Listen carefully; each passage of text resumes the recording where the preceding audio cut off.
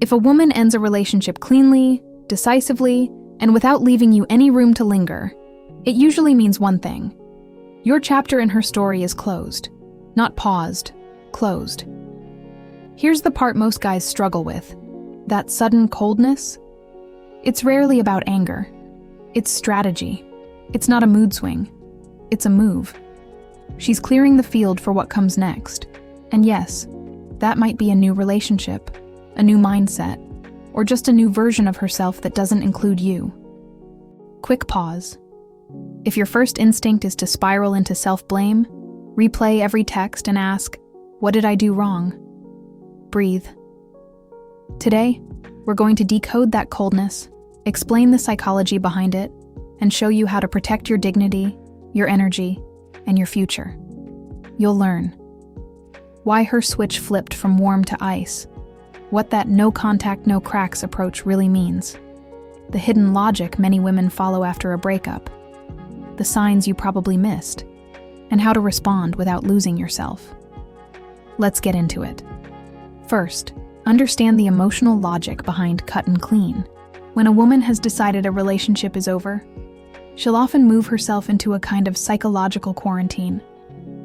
Not to punish you, but to protect her decision. Your presence, your messages, your memories, even your kindness, becomes emotional static. It pulls her back into doubt. So she removes the static. In practice, that looks like faster boundaries. Unfollowing on socials, silencing your notifications, deleting photos, maybe even changing a number you knew by heart. To you, it feels harsh. To her, it's hygiene. She isn't refusing to give you a chance. She is refusing to give herself a chance to backslide. Micro example. You send a "hope you're good" text after 2 weeks. Before, that would spark a 3-hour conversation. Now, read, no reply. That silence isn't pettiness, it's a firewall. Don't try to hack it. Second, recognize the difference between emotion and strategy. A lot of men interpret the chill as rage. She must hate me. Not necessarily. Think of it like packing up an apartment. If she leaves a drawer half open, she'll keep looking back. So she slams the drawer shut. That slam is loud. It doesn't mean she despises the clothes. Here is the tough part. Sometimes that strategy exists because a new possibility is on the horizon, or already started. Is that always the case? No. But if she's moving with military precision, no overlap, no late-night calls, no, maybe we can talk. She is signaling to someone, and to herself, that the past is finished. It's less cold than consistent. Real talk moment. Your persistence, which felt romantic during the relationship, now reads as interference. Her priority is protecting the trust in her new life. The more you appear, the more she has to push you away to keep that trust intact. Third, the switch wasn't sudden. You just didn't clock the signs. Most women don't wake up on a Tuesday and decide to nuke a relationship by Friday. Usually there's a long build-up. Slower replies, drier texts, fewer made at home check-ins, less curiosity about your day, more cancellations that sound reasonable in isolation and undeniable in pattern. She shares fewer details. Plans feel like obligations instead of excitement. You chalked it up to stress, deadlines. She's just busy. Then the dam broke. In her coldness, there is a backlog of disappointment. Moments she gave you chances you didn't recognize as chances. When you hear, "I've tried," that's not a slogan.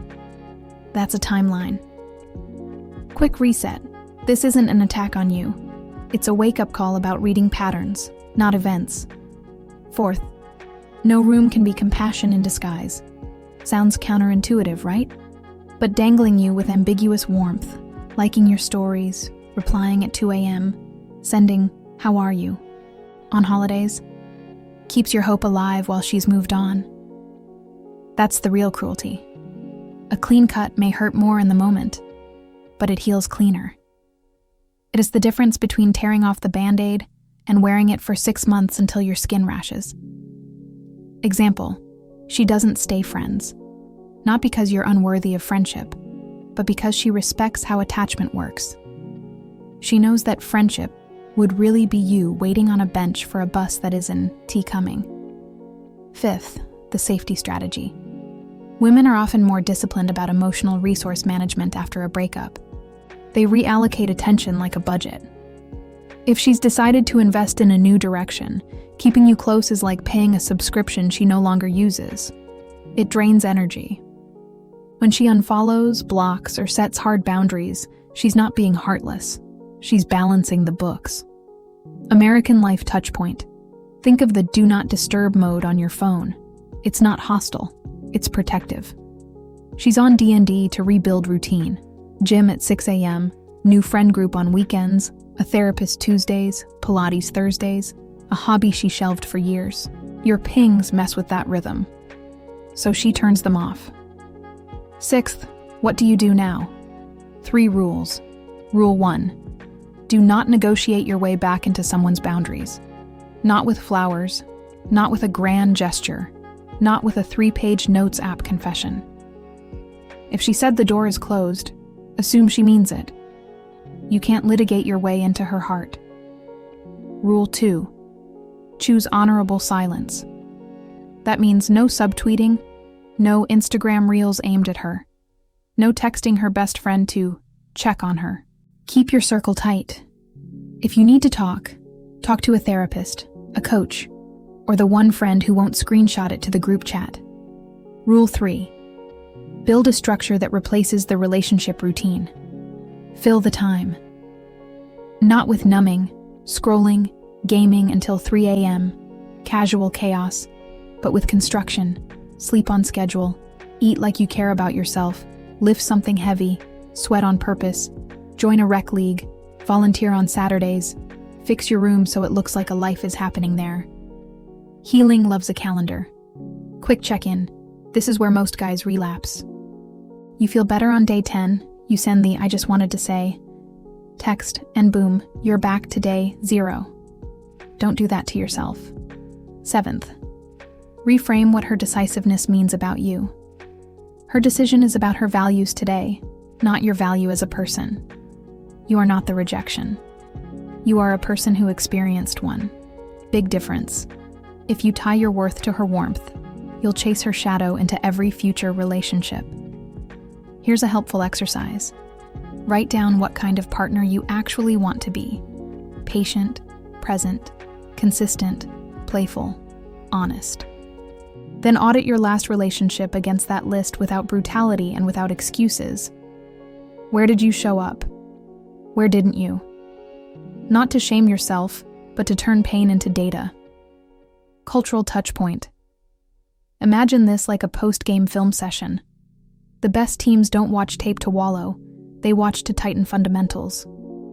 You're not a failure because you lost one game. You're a player who can learn. 8th, the dignity of letting go. Sometimes the bravest love is release.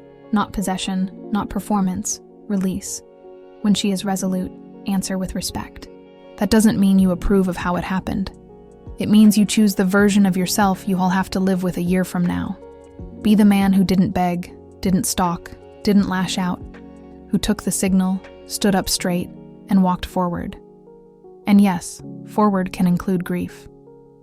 Grief is not weakness. It's proof you cared. Cry in the shower. Pray if you're a person who prays. Journal at midnight. Run till your lungs sting. Talk to someone who's safe. Then keep moving. Before we wrap, 2 quick scenarios you might be living right now. Scenario A. She's already seeing someone. You want to expose, confront, compete. Don't. There's no prize for winning someone who chose someone else. If she's truly happy you're there, bless it and protect your future time. If she's not, that's not your rescue mission. Scenario B. She says we can be friends later. Later isn't a date, it's a distance.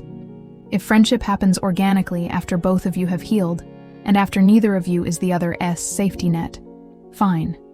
But don't wait for it like it's a reunion tour. Summary.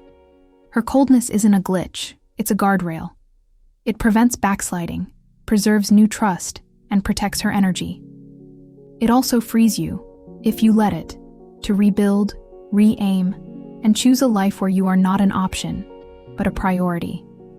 You once loved each other for real. Now the real thing to do is let each other go.